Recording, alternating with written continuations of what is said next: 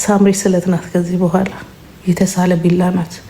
በዚህም በዛም ተስላለች። እና አሁን እሷ ለቤተሰቧ ያላት ክብር፣ ለቤተሰቧ ያላት እኔ ራሴ ሳምሪ በጣም እንደዚህ ተለውጣ ማየት ቀላል ነገር አይደለም። ያ ነው ኢትዮጵያ ሄደች። ሳምሪ ደግሞ በጣም ስትሮንግ ጎበዝ ሆነች፣ አስተዋይ ሆነች፣ አዋቂ ሆነች፣ አዳማጭ ሆነች። በማታምኑበት እስከ ማመን በሚከብድ መልኩ ማለት ነው። ያ ግን የሆነው ለእኔ ብቻ ነው። ለእኔም ይሄ መሆን የለበትም። ምክንያቱም እኔም እንደ እናት ነው መታየት ያለብኝ እንጂ የምንም የእሷንም እንትን መውሰድ የለብኝም። ምክንያቱም እኔ እናት ነኝ፣ በቃ እናት ነኝ። የራሷን ፕራይቬት ነገር እንትን ማለት አልፈልግም፣ መጋፋት አልፈልግም። ሁሉን ነገር ለእኔ መስጠት በቃ እንትን ማለት የለባትም። ራሷን እንድትሆን ግን የኔንም ቦታ ደግሞ በጣም አስፍታ እንድትሰጥ አልፈልግም። በቃ ለእናት የሚገባውን ነገር እኔም በእሷ ህይወት መዘባረቅም የለብኝም። አይ ነው አውቀዋለሁ። እናት እናት ናት። እናት ትናፍቃለች። እናት ልጇን ትፈልጋለች። እናት ልጇን ማየት ትፈልጋለች፣ ማዳመጥ ትፈልጋለች። እሱም በልክ እንዲሆን ነው የምፈልገው እንጂ ሳምሪ ዛሬ በቃ ንጥፍን ያለችው በቃ የሆነ በቃ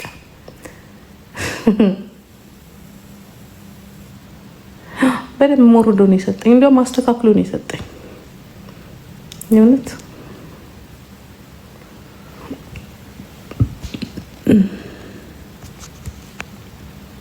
እኔ አንዳንድ ጊዜ ስም የሌላቸው ሰዎች ማየት ነው ያስጠላኝ። ስም ይኖራችሁ። ለምን ሄደች? ለመዝናናት ለመዝናናት። ጓደኞች አሏት እኮ እዛ።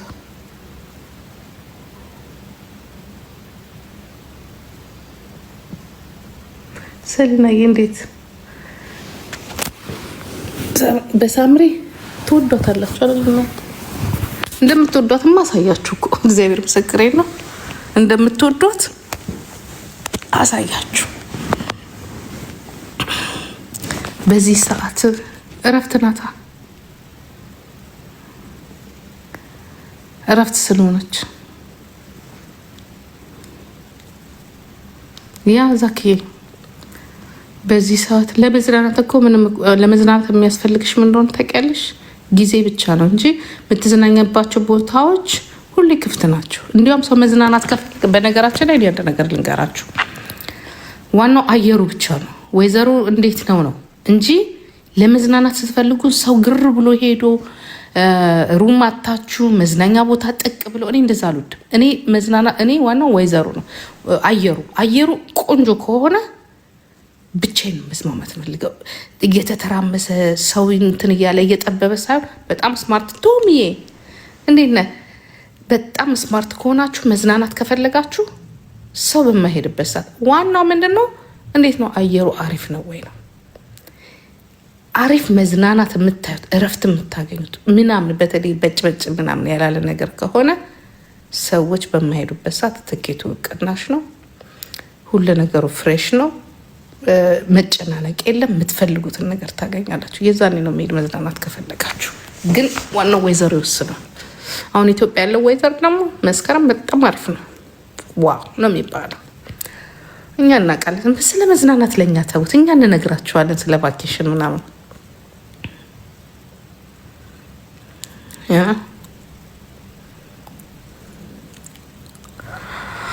ለንብረት አይደለም። አሁን ንብረት በህግ የተያዘ ነው። ህግ ይጨርሰው።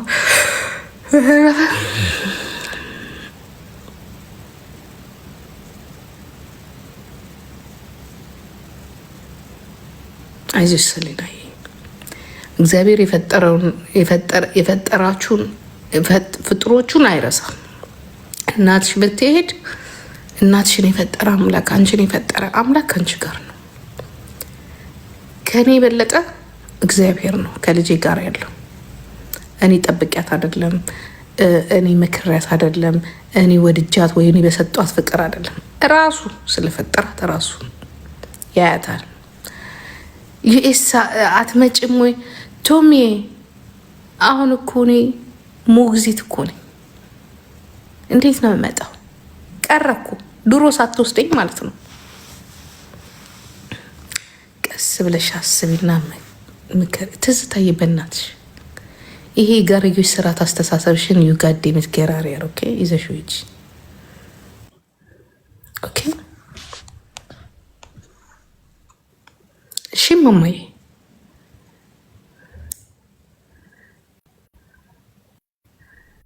ያ ምን ያልሆነ ነገር እኮ የለም። እናትና ልጅ እንዳይገናኝ እኮ ያልሆነ ነገር እኮ የለም ጋይስ። ጉድ እኮ ነው።